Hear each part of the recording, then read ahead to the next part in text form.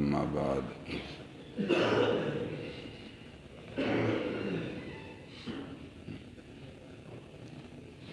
حضرت مسروق علیہ الرحمہ نے فرمایا، میں نے سیدتنا ام المؤمنین عائشہ صدیقہ رضی اللہ تعالی عنہا سے پوچھا،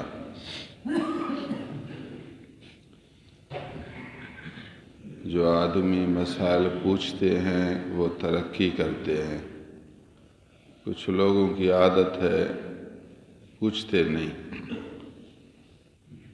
بس اپنے خیال پر چلتے ہیں۔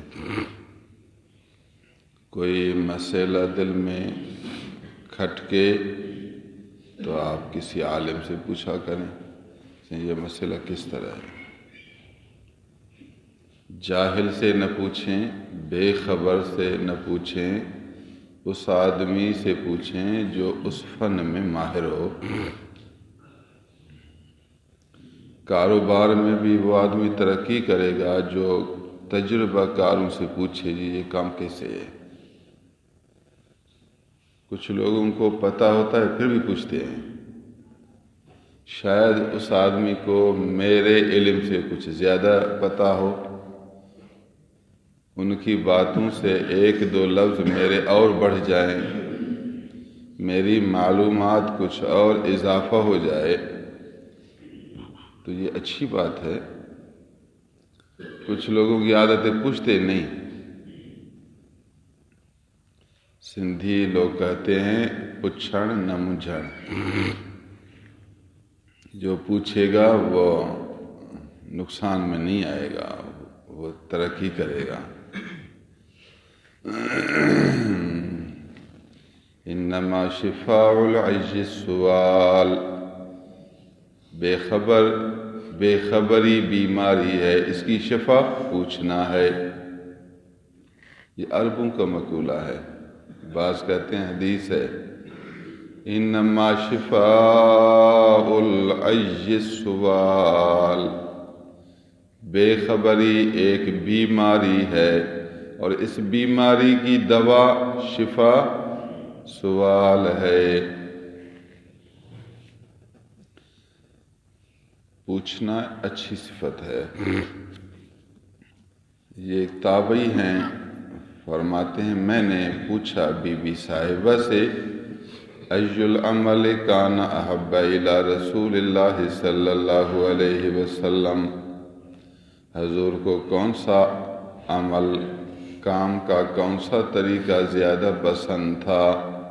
حضور کی طبیعت مبارک عمل کے اعتبار سے کیا تھی؟ بی بی صاحبہ نے جواب دیا، الدائم، وہ کام جس کو ہمیشہ کریں، تھوڑا ہی ہو لیکن روز کریں ہمیشہ۔ حضور کو یہ طریقہ اچھا لگتا تھا، ایک دن کرے ایک دن نہ کرے، کبھی کبھار چھٹنا وہ مضر نہیں، لیکن آپ نے یہ کام شروع کیا ہے تو بس اس پر ہمیشہ ہی کرو۔ یہ بھی اچھی صفت ہے۔ کچھ لوگوں کی عادت ہے بس ایک کام کرتے اس کو چھوڑو، وہ کام ادھر کرتے دیکھتے ادھر ہے۔ اللہ کا بندہ جب تو یہ کام کرتا ہے اس میں لگے رہو، اللہ اس سے آپ کو روزی دے گا۔ جب فائدہ بھی ہو رہا ہے، آپ کی روزی بھی آ رہی ہے، پھر بھی یہ نہیں وہ۔ ہاں کبھی کبھار ایسے ہوتا ہے کہ بالکل فائدہ نہیں ہوتا، پھر چھوڑنا ہی پڑے گا۔ اسی طرح کچھ لوگ ایک کتاب کو شروع کرتے ہیں، 5 ورق پڑھتے ہیں، کہتے ہیں اس کتاب کو چھوڑو اب دوسری کتاب۔ اللہ کا بندہ اس کو تو پورا کرو، شروع جو کیا ہے اس کو پورا تو کرو۔ یہی طرح کمال ہے، یہ مکمل ہو پھر دوسری کتاب، اس کو مکمل کرو پھر تیسری کتاب۔ بس 2 ورق پڑھیں گے پھر اس کو چھوڑیں گے پھر دوسری کتاب۔ اولاً غور کرو، فکر کرو، جو کتاب درست ہے اچھی ہے اسی کو پڑھنا شروع کرو۔ جب شروع کیا تو توڑ نبھاؤ۔ ہم بھی طالب علم تھے، انسان ابتدا میں مستقل مزاج نہیں ہوتا، اس کی طبیعت میں اکتاہٹ آتی ہے، بندش آتی ہے، پھر کہتا ہے اس کو چھوڑوں، کوئی اور چیز ہو، نئی چیز ہو۔ لیکن علم یہ ہے، کمال یہ ہے کہ اپنے آپ کو روکو، پھر ادھر روکو، اس کو کہتے ہیں استقامت، روکو، اس کو مکمل کرو، پھر دوسرا۔ جب آپ اپنی طبیعت یہی بنائیں گے تو کامیاب ہوں گے۔ کچھ لوگوں کی عادت ہے 1 مہینہ اس استاد کے پاس پڑھیں گے، پھر 2 مہینے ادھر پڑھیں گے، پھر اس مدرسے میں پڑھیں گے، پھرتے ہی رہیں گے۔ اللہ کا بندہ، جب یہاں آپ کے لیے ہر چیز کی سہولت ہے، پھر ادھر ادھر کیوں جاتے ہو؟ پھر کئی ایسے بھی لوگ پیر بھی تبدیل کرتے ہیں، ہر سال نیا پیر، ایک سال اس پیر کا مرید، پھر دوسرے سال اس کا مرید، نہ ادھر کا نہ ادھر کا۔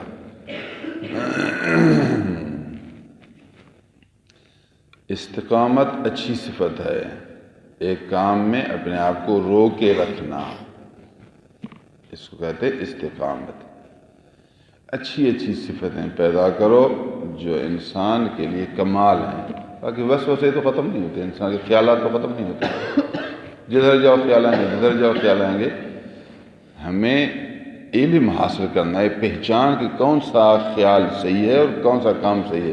صرف خیالوں کی پیروی کریں گے تباہ ہوں گے۔ حضور نے ہمیں یہ بھی سمجھایا کہ وسوسوں کے پیچھے نہیں چلنا۔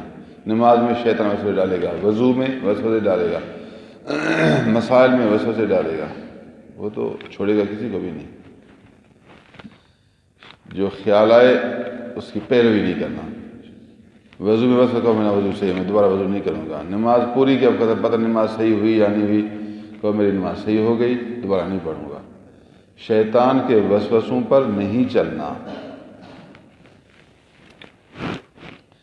قلت فأي حين كان يقوم من الليل، پھر میں نے سوال کیا، بی بی صاحبہ یہ بھی مہربانی فرمائیں، حضور رات کو کس وقت اٹھتے تھے؟ تہجد جو پڑھتے تھے تو رات کو کس ٹائم اٹھتے تھے؟ قالت كان يقوم اذا سمع الصارخ، متفق علیہ۔ حضور اس وقت اٹھتے تھے جب مرغا اذان دیتا تھا۔ سبحان اللہ۔ عموماً عادت ہوتی ہے، مرغے ہوتے ہیں شہروں میں، وہ سویر اٹھتے ہیں، اذان دیتے ہیں۔ جواب کا ایک طریقہ، مرغے ابتداء آواز نہیں دیتے، جب وہ آخری گھڑی ہو نا، جب رات کا آخری حصہ ہو پھر مرغے اٹھتے ہیں۔ دیہات میں جہاں مرغے ہیں پھر ان کو آپ دیکھو، اکا دکا کوئی سویر دیا وہ اور بات، اکا دکا نا عموم، احکام عموم پر آتا ہے۔ عموماً جب اس ٹائم سب اذان دینا شروع کرتے ہیں، بانگ دینا، یہی معتبر وقت ہے۔ بی بی صاحبہ نے ان کے زمانے کے مطابق یہی جواب دیا، کان یقوم اذا سمع الصارخ، متفق علیہ۔ وعن انس رضی اللہ تعالی عنہ قال ما كنا نشاء ان نرى رسول الله صلی اللہ علیہ وسلم في الليل مصليا الا رأينا ولا نشاء ان نراه نائما الا رأينا، رواہ النسائی۔ حضرت انس رضی اللہ تعالیٰ عنہ فرماتے ہیں حضور کے جاگنے کا وقت مقرر نہیں تھا، کبھی دیکھو سویر اٹھ کر نفل پڑھتے ہیں، کبھی کچھ دیر، کبھی کس ٹائم، مختلف معمولات تھے، جب دل چاہتا پھر اٹھتے نماز پڑھتے تھے۔ کبھی ہم سوچتے تھے کہ اب حضور آرام ہوں گے، دیکھو تو حضور نماز پڑھ رہے ہیں، پھر کبھی ہم سوچتے کہ ابھی حضور نماز پڑھتے ہوں گے، دیکھتے حضور آرام میں ہیں۔ بہت ایسے ہوتا تھا۔ ہم سمجھتے تھے کہ اب حضور نماز میں ہوں گے، مگر حضور نیند میں ہوتے تھے، اور ہم سمجھتے تھے کہ اب حضور نیند میں ہوں گے، دیکھو تو حضور نماز پڑھ رہے ہیں۔ تو اس حدیث سے معلوم ہوا کہ جب دل چاہتا تھا آپ نماز میں شروع ہو جاتے تھے، کبھی سویر اٹھ کر پھر آرام کرتے تھے، کبھی کچھ دیر اٹھتے، کبھی بالکل آخری رات میں۔ کبھی کبھار بعض اوقات احادیث میں آیا ہے کہ حضور صلی اللہ علیہ وسلم سے تہجد چھٹ گئی مجبوری کی وجہ سے،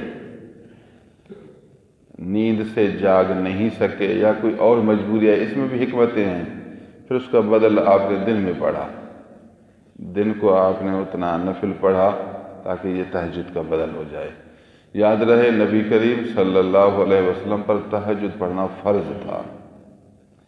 وَمِنَ اللَّيْلِ فَتَهَجَّدْ بِهِ نَافِلَةً لَكَ عَسَىٰ أَن يَبْعَثَكَ رَبُّكَ مَقَامًا مَحْمُودًا۔ رات کے وقت آپ تہجد پڑھیں، یہ آپ کے لیے زائد حکم ہے۔ نافلۃ لک، نبی کریم صلی اللہ علیہ وسلم پر تہجد کی نماز فرض تھی، کیونکہ آپ کا درجہ بلند تھا، یہ آپ کی خصوصیت ہے، عبادت میں یہ خصوصیت ہے۔ امت پر یہ تہجد فرض نہیں ہوئی، مستحب قرار دیا گیا، لیکن سب نوافل سے افضل نفل یہی تہجد ہے۔ جو بھی نفل پڑھے سبحان اللہ الحمدللہ، اچھی بات ہے۔ مکروہ وقتوں کے علاوہ جب بھی دل چاہے اٹھ کر نفل پڑھے، یہ اعلیٰ ترین ذکر ہے۔ باقی ان سب اوقات میں تہجد جو آدمی رات کے وقت پڑھتا ہے تہجد کی نیت سے، وہ سب سے زیادہ افضل ہے۔ عشاء نماز کے بعد اس کا وقت شروع ہے، عشاء کے بعد فجر صادق تک یہ تہجد کا وقت ہے۔ اولا وقت 12 بجے کے بعد ہے، 12 بجے کے بعد صبح فجر صادق سے پہلے تک یہ تہجد کے اوقات ہیں۔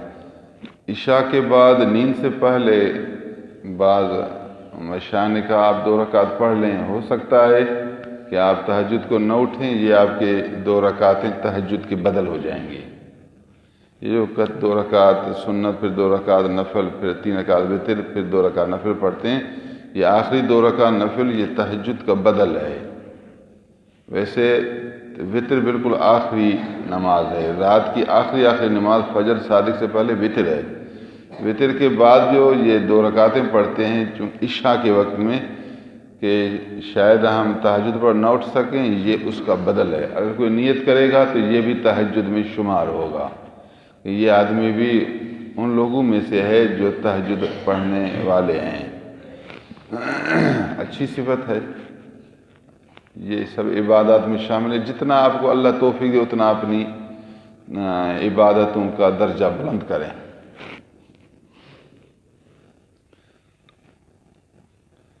سبحان اللہ العظیم و بحمدہ۔